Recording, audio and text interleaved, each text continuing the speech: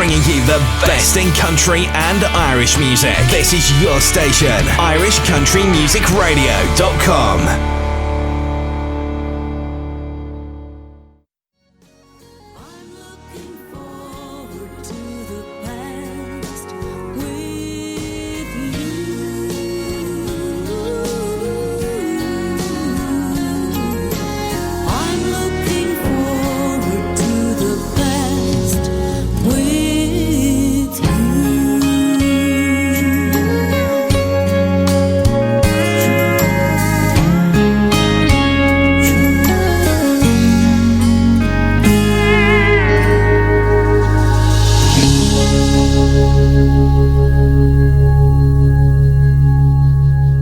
There you have it. That is Looking Forward to the Past with You, and that is Mary Duff. And I tell you, I have to say, that is one of my favourite songs at the moment. Well, one of my favourite songs for a long, long time. It's fabulous. Just the words and the voice of Mary Duff, the way she carries it. And of course, the voice of Mary Duff is about to say hello to us all.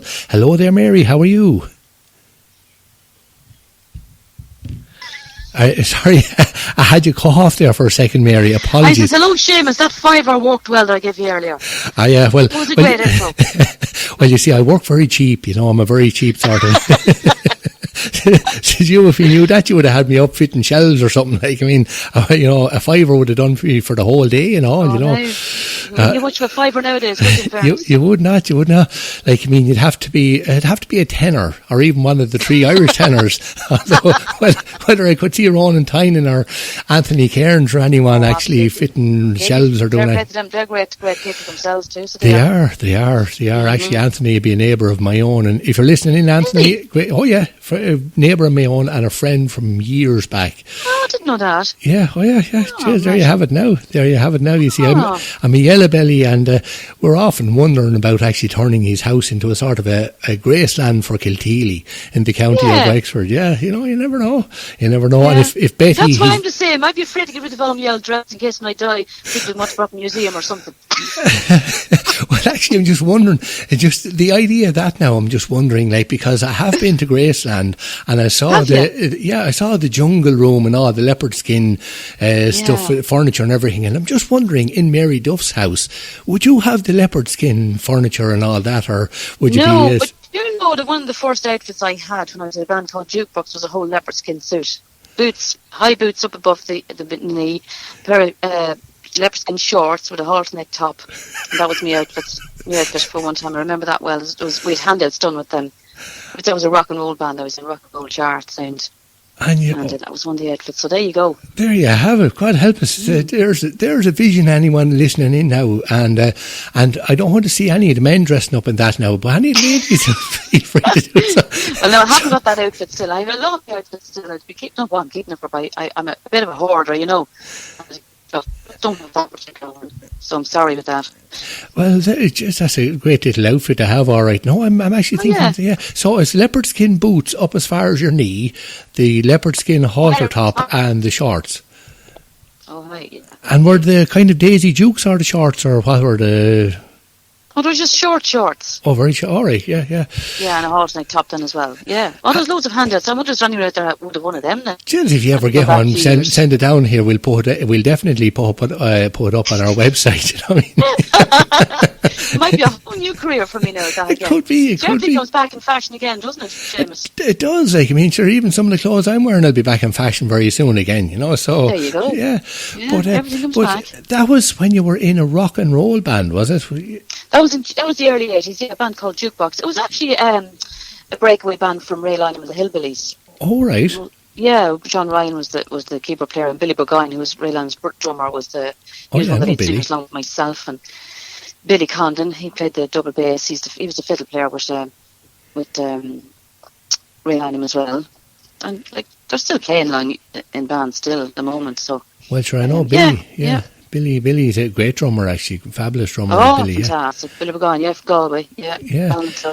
And how? So that was back in the now, of course, that was back in the early 80s when you were only about 2 or 3, like. Oh, she was shocking young, very young. You shouldn't even be allowed out. They were a brilliant band. It was an 8-piece band, and we went road for 3 years, and we did all the rock and roll songs and the chart songs as well. And they were actually fierce talented, the whole lot of them. Like, there's very few bands at that time that had 8 people, on stage. Yeah, you wouldn't even have 8 people on a band nowadays. Oh, no. But it was a bad time for us to start, because the discos were taking their hold at that stage, and the dance halls as such were kind of closing down. So it was probably the wrong time for us. So I think if we came out now, we'd probably have done better. Yeah, probably. Yeah, the covers band would be more, rock and roll and all that sort of covers great now. Band, saxophone, double bass, the whole lot, like with the whole rock and roll outfit. Yeah, a little bit of brass and a bit of as you say, the bass. And would that have been your first band then, Mary, or who, or what? That would be the first professional one. Yeah, before that, I started out with my father when I was 12. He discovered I could sing, and my father's still alive and kicking. He's 86. He's flying, not a bother him. He plays the accordion, and he's played for traditional sessions and stuff, and he's just totally lost now with all these things being closed down, because that would be his life. Like, I mean, he loves the music, and he would be listening to music all the time, still even, and learning tunes. He'd learn it by ear. Radio always on, and Radio and Gale took all these different ones, learned the different tunes. But he misses this music terrible. He really does. But he would have heard me singing years ago when I was 12, and he brought me along with him to our local pub just over the road, where he was playing with his band that night. And I went with him and sang 2 songs. And really from that on, I just kept learning songs and loved it. I was obviously very nervous, but it would be the first time I would have sang in public, really, with a band. And then after that, I joined a band called New Dimension. That would be featuring John Collar and New Dimension. It would have been big enough up our area, me, Dublin, Wicklow, in that area. And spent a few years with them, and then was still doing auditions and entering talent competitions in the meantime as well, while with them. Then they broke up after a while, and what did I do then after them? I went to work in the county council, where I was issuing driving licences, and I gave up that job after a while, because I got the job then with Daniel after winning several competitions, talent competitions. I suppose the notable one would have been the Sunday World Search for a Star, and I joined Daniel in 87. So I suppose the rest is really history, isn't it, after that? And how did you get in with Daniel now, when you do actually mention Daniel? Because, you have such a history there, as you said there, from 1987 with Daniel. And what was it? How did you... Well, at the time I was working with Meath County Council, and I said entering talent competitions. And I had won, the last one I did was the Sunday World Search for a Star. And I won that. And in the audience that night was Sean Riley, who was managing Daniel, but he also used to manage me when I was with Jukebox, which had been several years previously to that, and I wouldn't have seen him since that time. So he's in the audience, and he said Daniel was looking for a girl to open the show for him. Would I be interested? Yeah, sure, I'd love to do. God, yeah. So I had to go to an audition, and the audition was up in the Sleeve Donald Hotel in Newcastle in County Down, and Daniel was playing there for several nights with his band, and I went up before one of the shows. I left the county council, flew down, and I've been in those days, and each time he crossed the road, he walked in the middle of the ditch, just very short, and very flip flops, and the towel wrapped across his shoulders, and that was my first meeting with Daniel. But it's funny, the band that was with Daniel was actually a lot of members of the band who were with Jukebox with me. Sean Ryan, Billy McGowan, Billy Conn, and all them lads. So that would have been the first time I'd seen them as well in several years. So it was amazing how things turn around, as I say. Yeah, it's kind of a reunion there as such. Yeah. So it was great to meet up with them again. And I got the job then with Daniel I was there 32 years there, gone last September. So it's a long stint, a long time. But actually, you're breaking up a little bit there when you were giving the description of Daniel the first time you met him. What was it you said? He had flip-flops. He came in a pair of flip-flops on him, and he was after being on the beach all day, sitting there in the sun. He loved the sun when he was younger. He used to always be in the sun, and just a pair of shorts on him and a towel across his shoulder. And that was my first meeting with Daniel. So you were all right when he didn't want to borrow your leopard skin ones now. Oh, you won't about that at the time, don't think. But that was the first time I met him, and it was kind of like a bit like the X Factor, the audition, because it was just people from the record company sitting down in front in the audience, and people, promoters, and the promoter for the Steve Donald was there, Sean Wallace, and just then Daniel's band was on stage, and his manager was there front as well, and the record company people were there, and that was it, me singing in front of them. So I was so nervous, But the fun thing was, previous to that, I had been rehearsing with a pop band. After winning some of the competitions, I decided I was going to start up a pop band, and had a pop band rehearsed and all, and then I was told I got the job with Daniel. So the lads weren't interested, because a lot of them at the time had good jobs as well. They didn't want to leave them. Yeah. They were school teachers and different things, and they decided no, they didn't want to go on the road full time. But I did. I always wanted to do that. My ambition was to be on the road full time. I just always wanted to sing, from the age of 12. So I was thrilled to get the chance. So I had to go and look for a band. 2 weeks then, I think, to look for a new band. So I got a lot of guys from around Drogheda area to work with me. And we used to open then for Daniel for many years, just as, we did 45 minutes before he'd come on stage. And then some years later, he decided that we didn't need 2 bands. So the one band used to do it. And I used to come on then kind of throughout the show. I wouldn't open the show. He'd open the show. So I just used his band, and Stephen Millen from my own band. Stephen's still with me, actually. And we used to, I just, like, at the normal shows you'll see with Daniel come in and out throughout, and he'd start the show first off. So it was more like part of the show than being a support act, put it that way. Yeah. So so you were kind of brought on, especially for duets, and of course do a bit on your own and all that as well. Yeah, throughout the show here and there. Yeah, so it was a nicer way of doing it, really, than in one sense than just going on doing 45 minutes. In one way, I suppose it's minuses and pluses for everything. I suppose in the other way, if you went on to it first, which I was doing for years, you can maybe get yourself across better, because you can speak more, and you know exactly how much time you've got to talk and how many songs you can get in. So in one way it would have been good that way, but then it was also good the other way, because I was part of the show rather than just a support act. Because sometimes when you're just a support act, people don't even want to come in for the first act. They just wait till the main act is on, and they'll be strolling in while you're on stage sometimes too. Do you know that? So that's a bit of a letdown for someone who's on first. And I really, my heart goes out to people who are supporting artists, and the audience haven't got the manners to sort of come in and watch you as well. Yeah, because you're part of the show as well, and the support act is always more nervous than the main act as well, because they have a harder job to do, trying to impress people. So, so I still think that of people, they should come in and give both acts the same respect. Yeah, because you see, the main act, people are actually going for to see them, so they're on they have an advantage straight away.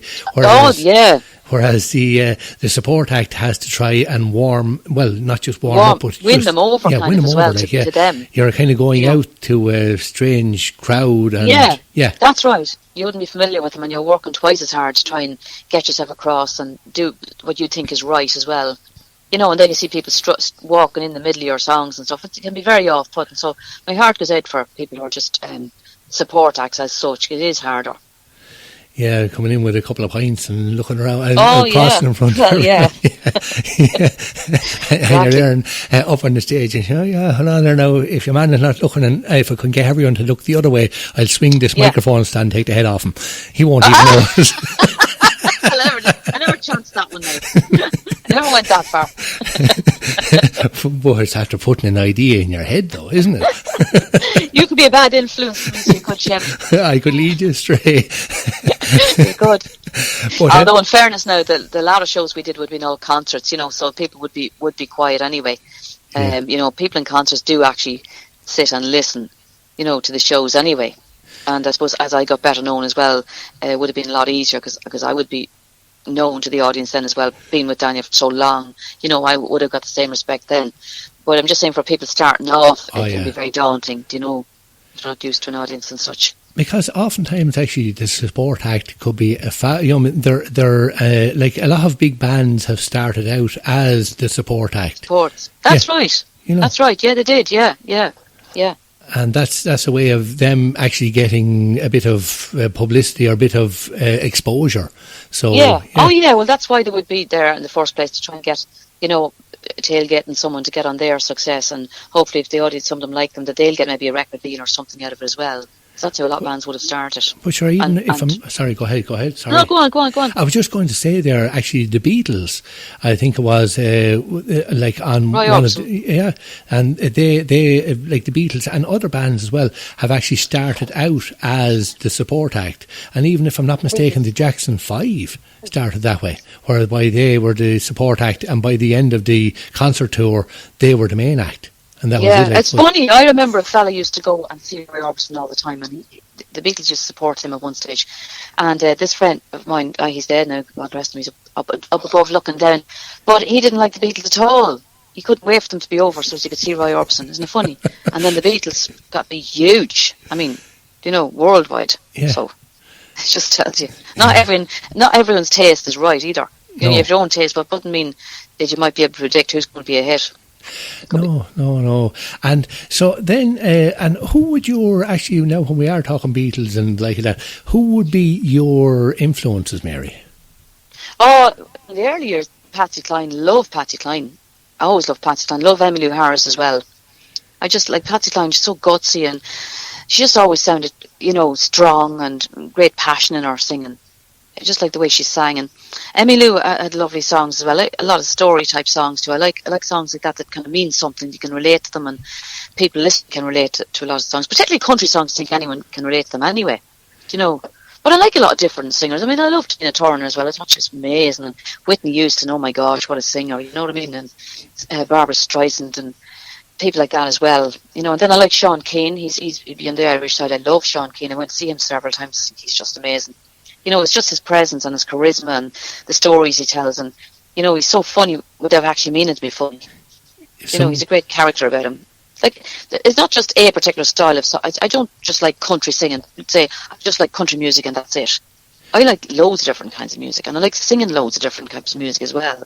If you're able to sing, you should do as much as you can do, because it's a gift you've got as well, your voice, and it's there for a reason, isn't it? It's to make other people happy. That's it, exactly. It's like the parable of the talents and all that. Like, in the Bible, you go by. If you don't use your talent, well, then what are you at? Like, you shouldn't be getting. Yeah, you're given for a reason. Everyone has a talent for something. People think, I'm good for nothing, but you'd find that person has some other talent that maybe I wouldn't have or you wouldn't have. Everyone has a different gift that they're given, and I just thank God every day that I'm doing what I love doing. I love singing, I really do.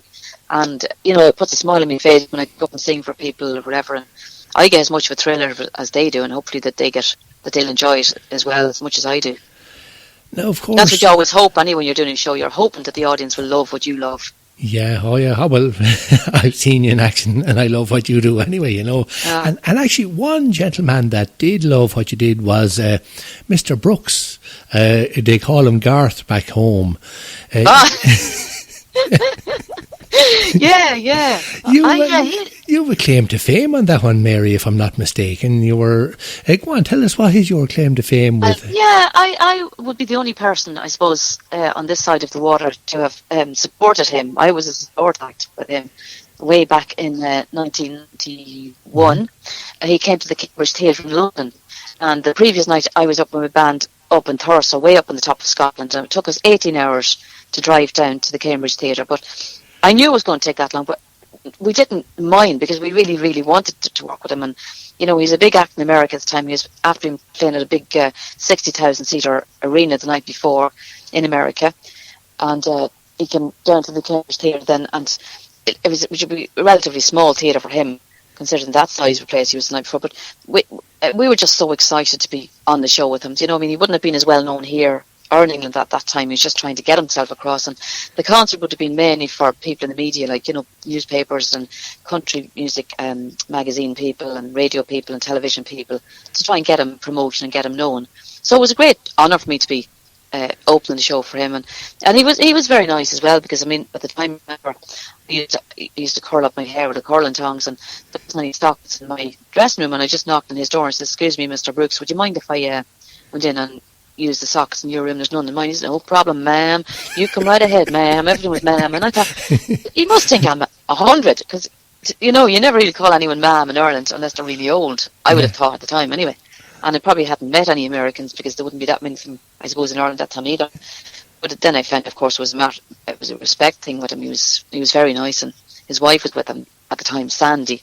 And I remember well, she was helping him pick out which short he should wear for the show. So he was grand. And then a couple of years later, he was back in the Point. And I went to one of the shows. He did several shows there. I went to one of them. And I didn't bother sort of trying to get back to see him. I thought I was good enough to be there. I'm not going to push me luck. And my manager, Sean Riley, who I was telling you about earlier, Sean went back to see him. And the first thing he said to him, "Where's Mary?" And I said, sugar, why didn't I go back? You don't think, you just kind of think you'd be thinking he'd be busy enough without bothering having to be seeing people. It's another way. Yeah. But, and then it's funny, like, I was, because I suppose I've been all over different places, lots of people send me songs down through the years, and we did Nashville as well a few years ago, we did the Grand Ole Opera, and know a lot of people there in particular, and a lot of songwriters, and they would send stuff to me and to my publicist, and sometimes, you'd be flicking through them, but I really didn't have time to do anything with any of the songs, because I was touring so much. I was doing my own tours, and then did Daniel's tours, and then straight back on my own tours. Did that for years, and not because I was money mad or anything, just because I loved it, and I just wanted to do it. You just want to sing everywhere. And then I recently decided I was going to actually slow down a bit from the Daniel tour and just get out of that, his tour, and just do my own tours and give myself more time to do the different things I didn't have time to do while I was doing all the touring. So I got a chance to sit back and sort of look through all the different recordings I've been sent, and I picked a lot of songs for an original album there a while back, and Looking Forward to the Past was one of the songs I picked, and it wasn't until I actually had it picked and recorded that I actually was wondering who actually wrote it, and it turned out it was Garth Brooks with Kent Max, and I thought, that's amazing, like, to come back. Would I even known it was him? Yeah, Do you know? Because I have loads of songs now from different people, and I just thought it's another turnaround again, isn't it? Do you know? And of course he was involved with Mr. Noble, that song as well. That's right, as well. Yeah, he wrote that one too with Kent Maxon, and he gave permission, because not everyone he gives permission to actually record his songs either. So he gave me special permission to record, and he heard the two of them, and he said, beautiful, just beautiful. So that's good enough for me. If Garth says it, that's good, because to me he's one of the best singers there is out there in country music. I mean, he's massive range in his vocal. He just can go way up and way down. When you look at Friends in Low Places, the octaves in that one, wow, not everyone can sing that, and he just does it with his ease. And if you look at him on stage, he's just magic. I mean, his eyes are wild. If you look at any of his concerts, he's just wild. He's so caught up in what he's doing, and he's so loving it. You can see he's just giving his heart and soul to everything he does. And I think that's what singers should be doing. You should be living the song as if it's about you, it's about your life, and you're putting it across, rather than just singing words. That's why I think maybe a lot of singers today, particularly the young ones, learn from him by putting passion into the singing and living it like it's your own story. Every song, that's how you get across to people, to make it believable, put it that way. It's like in a theatre, really. If you're doing a play, you're acting a part, and you have to be that person and make it believable to the audience. And it's the same with singing, I think. Yeah, no, there is, like, as you say, Garth has a presence on the stage, and even, when you see the close-ups of him, say, on video, say, and that's what you see, and sort of a man possessed by performing. And that's right. It's pure love what he's doing. It's pure energy, and putting himself out there and pushing himself to his limits. And I mean, you see the action on stage. He's running from one side to the other on some of these massive stages. And he's not a skinny man. So he really works himself hard. So he just gives it everything. Just put it this way: if he stopped for a while, you'd wonder. I'm wondering, you see, you should he actually should have a little thing on his back saying sponsored by Duracell or something. Yeah, it wouldn't be any harm. And but actually, just when you were talking about living the songs, like Changing Lanes would be one of my favourite albums of all time. Like, I just loved it. And you were saying there about Garth, and of course Kent Maxon as well. Kent, he wrote, of course, what was Somewhere in the Heart of Texas was another song that Kent wrote. And that's a great song as well. I love that song. I actually love all the songs that happened to myself. They're all like, before, like, when I was looking for songs for that album, I listened to hundreds, and you kind of know after a couple of, like, the first bar or two, you nearly know no, I don't like that song. You know, you just know what's going. But these ones, I picked them all myself. I listened to them all, and straight off, I liked them all. And they're all kind of different songs as well. They're all basically country, but they're different styles, aren't they? Different styles, yeah. But good stories in them. I like them for the stories as well. Yeah, a good country song has to have a story. And that's Yeah. it, you know. I mean, like, he's a story put to music, and that's it. Yeah. Full stop. You know, if you don't have a story in a country song, like, sure, it's the old stuff. What's this? If you play a country song backwards, Oh, like yeah. when you get back your house, your car, and your girlfriend, That's right. and your dog. That's right. I've heard that one. And it's very true, though, because they're about real life, really, aren't they? They're about real life, the things that happen to people, and people can relate to them. That's right. My take on country songs are about real, that people can just sort of say, yeah, that could be me, or it could be the other person beside me. It's people can relate to the songs, rather than just say a song where you're repeating the same thing over and over and over, like it's here today and it's gone tomorrow. But country songs last, you know. And even doing original songs, I think, is good. Sometimes it's hard to get plays for original songs because people don't know them. But I mean, all the songs that are out there were original songs and new songs at some stage. You know, we said that they were played somewhere in the beginning, and people got to like them, and they played over and over, so they become old songs. But you have to have new songs to make the thing interesting, rather than, you know, playing the same boring otherwise. old ones. Huh? It All gets the very time. boring otherwise, you know. Yeah, yes, you have to bring in new songs, I think, anyway. And you know, there's so many good songwriters out there, and they're writing such great stuff. It's a shame not to record it. So that's why I'm kind of looking at now more, I suppose, more original material that I can put. Like, you did an original song, it's your song. You can't be compared with somebody else as well. You're known for that song, say. Yeah. Whereas you sing a song like what song is well known? Even Crazy. I love Crazy. Crazy is one of my favourite songs, but everybody does Crazy, you know. So you couldn't say that's my song. Like, it's Patsy Cline originally, but everyone has a take on it. But if you get a new song and do it, it'll be your song until someone else does it. But you'll still be known for that song if you're the original act that's recorded it. Yeah, of course. Who was it? Willie Nelson, wasn't it, that wrote that? He wrote it. He did indeed, yeah. And Yeah. it's the simplest song. Do you ever listen to the words? Oh, It's so short and so simple. But simple. You'd think anyone could write it, but you know what? You couldn't. No. But no. You see, what I like, even say listening to. I know I'm harping on about the Changing Lanes album, but if you close your eyes on a good country song, you can actually, like, it's your imagination is stoked up, and you can just see everything that's being described. Yeah, you can picture it in your head. You can. Yeah, you can. Absolutely, you can see it in your mind's eye what's happening. There's a story. Yeah, absolutely agree with you on that one. But now, I tell you, I could keep talking here all night, but I have to play a little bit of music as well, Mary. I suppose you better be saying what's going on there. Well, because, but I tell you, before, like, I'm just going to get you to say a quick hello to a few people, because we have a load of people. Actually, would you believe it? Kent Maxon sent me a message there when he knew that I was going to be chatting to you. So Kent actually said to say a quick hello to you. Oh, no way, did he? There you go, it's a small world. It is a very small world. Yeah, no, Kent and myself actually chat every so often, because I just love his style of writing and all, and, you know, just even trying to get into the mindset of someone that's able to get that stuff out. I know. Well, Kent's a lovely man. I met him and his lovely wife and his family. They came to Branson a couple of times to see us when we were doing the shows there, and I had a great honour of going to his house a couple of years back as well, and himself and several different of the songwriters that were on Changing Lanes were in his house, and we had a great crack with them all together, a great sing-song with them, and kind of a catch-up, getting to meet them all. And it's great when you meet people like that, you can put a face to the name, you know what I mean, and to the song, you know what the kind of a person was. But they had a shocking bad time there in Nashville because of the huge big hurricane. It just big tornado, and it kind of flattened just about everything. And Kent was saying he was shocking lucky. I rang him up, and he said it just bypassed his house. It just took a turn off before it got to his house. But he said he was out. He went down to his underground bunker or wherever, and got up next morning after a couple of hours and went out, and there was this old lady walking around in her night dress, totally disorientated, hadn't a clue where she was because everything was flattened. Her house was gone. Wouldn't that be scary? Definitely.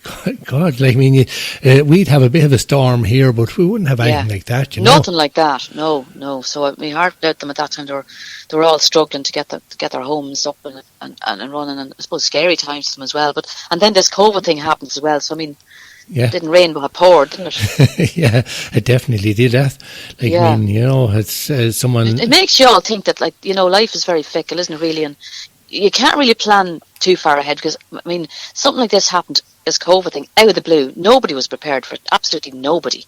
So, I mean, you shouldn't take your life for granted. You should kind of, I suppose, live in the moment and be as happy as you can where you are, regardless. Because, it's not all about money. I think people have this conception that you have to have loads of money and you'll be as happy as if you have loads of money. But money doesn't buy happiness, does it? No. But as someone said one time, life is what happens while you're making other plans. Well, true enough, yeah. Yeah. So, you can make all and the plans. And it's going shocking quick as well. That's another thing. It is. God, sure, I'm only 21 and sure, you're 22. Like, or no, you're 20. You're right, I wish we were. But it's just gone by so quick. Now, we have a couple of people from the county of your own native county in Meath, the Arnold family. Yeah. Oh, yeah, the Arnold family are listening in, and Nicola Arnold, there's Sonny, there's Kaylee. Of course, Kaylee is a huge Daniel O'Donnell fan, would you believe? Oh, right. Oh, yes. And we have Ian Arnold, known as Mini Gigi, and we have Aoife Arnold as well. She's she's going to be the supermodel of that family, I think, Oh, is she? Yeah. Oh, wow. So if you could say a quick woman. hello there to all the Arnolds, yeah. Hello, all you Arnold gang, and you're from a great county, sure. I'd have to say hello to you. And the Royal County. Oh, yeah, sure. You couldn't go too far wrong coming from the Royal County anyway. Yeah. And we have Audrey Jacob is listening in. She's there in the county of Wexford. Oh, right, Wexford, yeah. We used to be in Wexford years ago in the On-Yoke. Yeah, God, and poor way, old with jukebox. Yeah, gone long and ever ago now. It is. Yeah. Eddie was the man that owned it at the time. Yeah, Eddie O'Connor, yeah. And he's still you know Eddie. Oh, I do, you know Eddie? Yeah. I actually was great friends with nephews of his over the years, so, yeah. I was never able to get into the On-Yoke for free, though. Like, even the lads couldn't, so. Even his own nephews. Well, his own nephews knew him, but they couldn't still get in for free. Oh, there you go. He's a good businessman, so. Oh, very good businessman. And of course, Liam is in London, and he wants to say a quick hello there to you. In London, that's brilliant. Yeah. There's people from all over the place around internet, isn't there? Though, listen everywhere. Oh, there is. It makes the world such a small place. Oh, it sure makes it very, very small. And Michelle Orr is over there, and Bernard, they're in Bedford in England as well. They're great fans of yours. Hello, Michelle and Bernard. I hope you're having a good time over there. I hope the sun's shining with you. It was raining all day today where I come from. Yeah, well, it wasn't too Never great stopped. here. No, it wasn't too great here either. Well, I'm not complaining because I tell you, the weather we've had has been just phenomenal. Only for it, we'd be all cracking up, wouldn't we? It was brilliant. Would. Oh, God, if you were stuck inside the whole time, you'd be banjacks altogether, yeah. Crazy. But sure, the farmers need this rain, and you know what? The birds need it as well. Poor birds get nothing to eat, the hard ground. They couldn't dig it up to get anything to eat, so water and food for them has been, hard times for them. So I'm glad for them as well. Bit of rain won't do any harm. Oh, surely Make won't. the grass grow as well. And Marie Byrne is there actually she's in Wexford as well, Marie, and it was her birthday only recently, would you believe?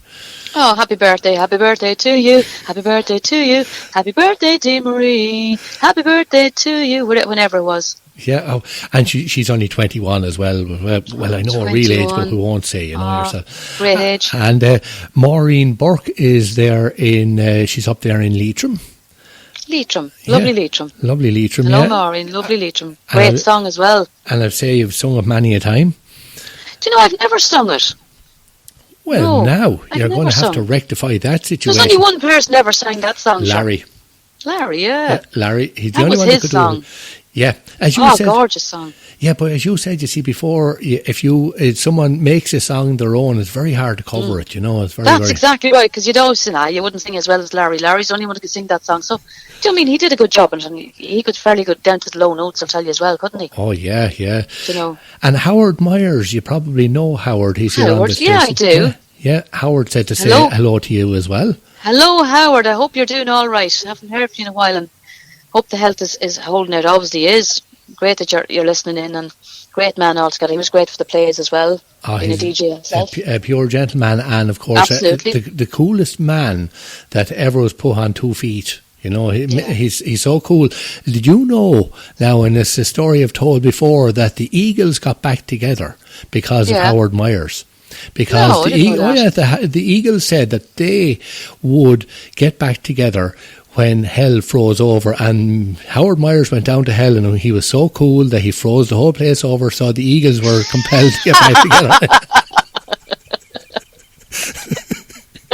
Oh, you're a shocking man. Well, Howard actually came over to one of my fan club weekends over in Clondudno many years ago. His mother lived over there at the time, and he came over to see her, and he came to our show at the same time, so I always remember him for that. Oh, lovely man. Oh, no, he's a pure gentleman, Yeah, lovely man. And of course, Pat Garrett here on the station, and JP as well, they're listening in, so if you could give them a quick hello. Yeah. So. Well, hello, JP and Pat, and I hope you get a chance to play some of my music sometime. I'll be ever so grateful. I've made sure that they have your music, Mary. I've made sure of it, so it's not my fault if they're not playing it, you know yourself. Thanks very much. But I'll tell you, we need you all. That's what it's all about, is people like yourselves that get people like us out to the people, you know, to hear the music and stuff, because if we didn't have radios, where would it ever get heard? So we're very indebted to people like yourselves, so thanks very much for all the plays. And would you believe, over in New Brunswick, we have Lev and Gloria Jackman listening in there. They're over in New Brunswick. Oh, yeah, over there across the other side of the pond, as the fella says. So if you could say hello to Lev and Gloria there, please. Hello, Lev and Gloria. Not sure if I've ever met you, but New Brunswick. Yeah, but we were there all right, so I'm sure I must have met you.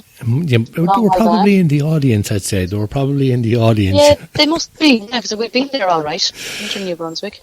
So, anyway, I'm going to let you off there, Mary, because, I could talk all night to you, like plain and simple, but unfortunately, I have to play a bit of music as well. Oh, and of course you do, Seamus. And I've only got a few minutes left to actually play a little bit, so I'm going to say goodbye, and thanks a million, Mary, for joining us here tonight. I absolutely loved the chat, and I'm sure the listeners did as well.